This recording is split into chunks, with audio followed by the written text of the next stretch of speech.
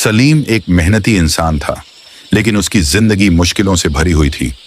वह रोज दुआ करता, मगर हालात नहीं बदल रहे थे। दिल में सवाल उठता, क्या मेरी दुआ कबूल नहीं हो रही? एक दिन बहुत उदास होकर वह मस्जिद गया। नमाज के बाद उसने रोते हुए कहा, या अल्लाह, मैं तुझ पर भरोसा करता हूं, फिर भी मेरी राह इतनी मुश्किल क्यों है? मस्जिद में बैठे एक नेक बुजुर्ग ने उसकी बात सुनी और कहा, बेटा, अल्लाह हर दुआ सुनता है। कभी वह तुम्हें वही देता है जो तुम मांगते हो, कभी किसी बड़ी मुसीबत से बचा लेता है और कभी सब्र देता है ताकि तुम मजबूत बन सको। सलीम के दिल को सुकून मिला। उसने शिकायत छोड़ दी और अल्लाह पर भरोसा रख लिया। कुछ वक्त बाद उसकी जिंदगी संवरने लगी। तब उसे समझ आया, अल्लाह देर नहीं करता, बल्कि सही वक्त पर देता है। सबक: भरोसा और सब्र मोमिन की सबसे बड़ी ताकत है।